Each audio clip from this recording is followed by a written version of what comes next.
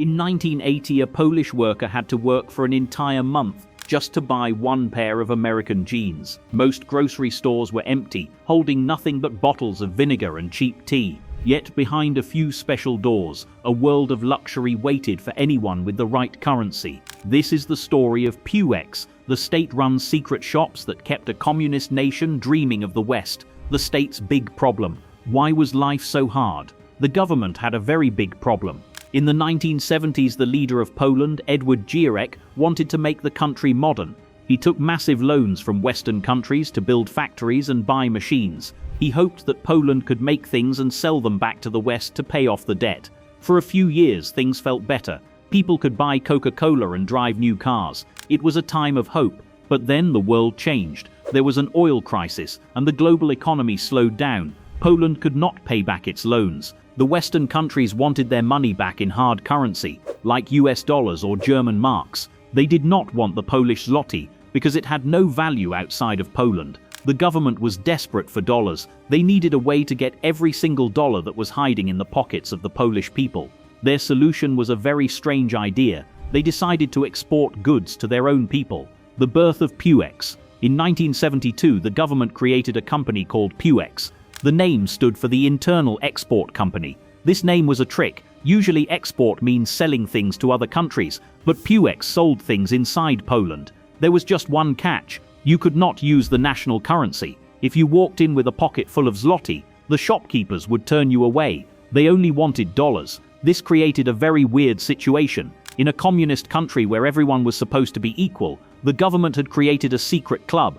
If you had foreign money, you could bypass the lines. You could buy things that other people only saw in movies. The government realized that many Poles had family members living in America or the United Kingdom. These relatives would send money home in letters. The state wanted that money, and Pewex was the vacuum cleaner they used to suck it up. The money that was not money. There was a big risk for the people though. For a long time, it was actually illegal for a normal person to hold physical foreign cash. If the police found dollars in your house, you could get into a lot of trouble. To solve this, the state used a bank called Peco. If your uncle in Chicago sent you $50, the bank would take the cash and give you a piece of paper instead. These were called Peco vouchers, or boni. These vouchers were tied to the dollar. One voucher was worth exactly $1. In the shops, these were the only thing that mattered. You could not use them to pay your rent or buy a train ticket. They had no value at the regular grocery store. But inside the glass doors of Pewex, they were like magic. Because they were so stable, they became a second currency for the whole country. As the value of the regular zloty fell and prices went up, the vouchers stayed strong. They became more valuable than the money the government officially printed. The smell of the West. Walking into a Pewex store was like crossing an invisible border. Most of the industrial cities in Poland at that time had a very specific smell. They smelled of coal soot and industrial vinegar. But the moment you stepped into a Pewex, the air changed. It smelled of high-quality roasted coffee beans. It smelled of Western plastic and expensive French perfumes. For many children, this was the smell of the West. It was a smell that promised a better life. The stores were bright and clean. The packaging on the shelves was colorful and exciting. In the regular shops, products came in plain gray or brown paper. But here, everything was vibrant.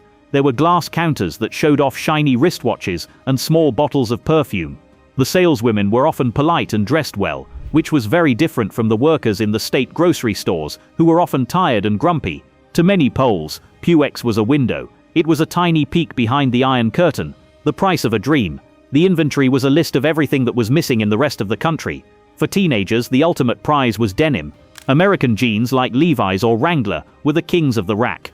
Owning a pair was not just about fashion, it was a sign of status. But they were incredibly expensive. In the 1980s, a single pair could cost a whole month of work. Some people would save for an entire year just to buy one pair of trousers. For children, the magic was found in a single brand, Lego. In the grey world of the Polish People's Republic, toys were often made of cheap wood or breaking plastic.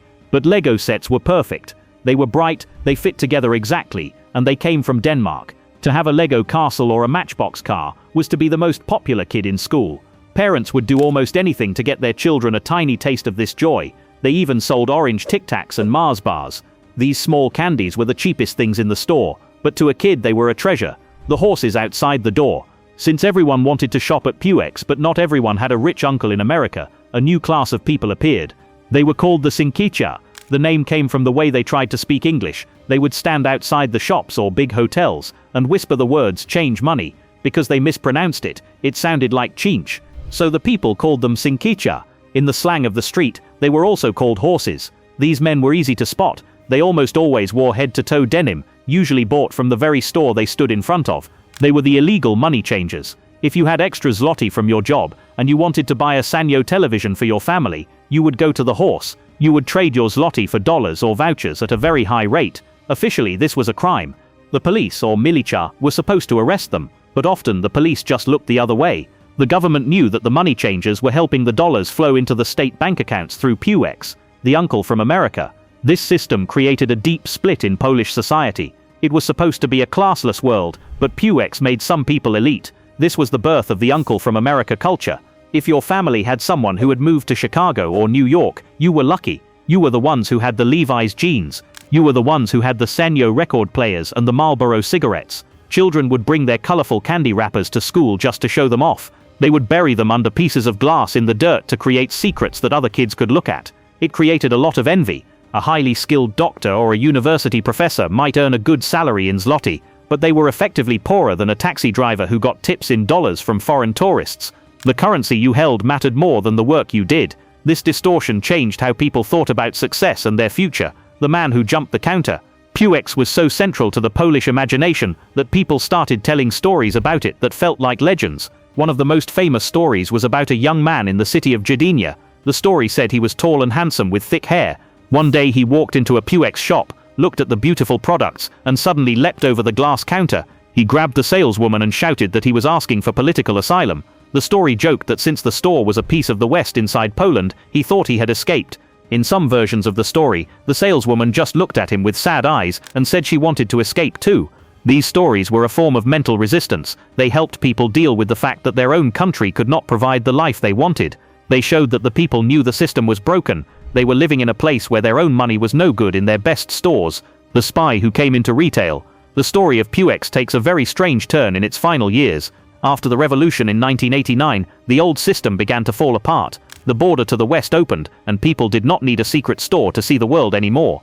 The new government began to sell off state companies. In 1991, the new owner and leader of Pewex was a man named Marian Zakarski. He was not a businessman. He was a famous Polish spy. Zakarski had spent years in the United States stealing military secrets about radar and missiles. He had been caught by the FBI and sentenced to life in prison, but he was later traded for Western spies on a famous bridge in Berlin. It was a moment of peak irony. The man who had spied on the West was now running the company that sold Western luxury. But even a famous spy could not save the brand. The world was changing too fast. The end of the secret. As the 1990s began, the things that made Pewex special started to disappear. The government made it legal to own foreign currency, so the vouchers were not needed anymore. Private shops started to open on every corner. Suddenly, you could buy juice and denim and electronics for regular zloty. New supermarkets like Billa arrived from other countries. They were bigger and cheaper. Pewex tried to compete, but it was hard. For decades they had no competition, so they did not know how to fight for customers. The prices were too high, and the magic of the brand started to fade. The company went through many years of money problems and bankruptcy. The number of stores dropped from over 800 to just a few. Finally, in 2003, the last physical Pewex stores closed their doors for good.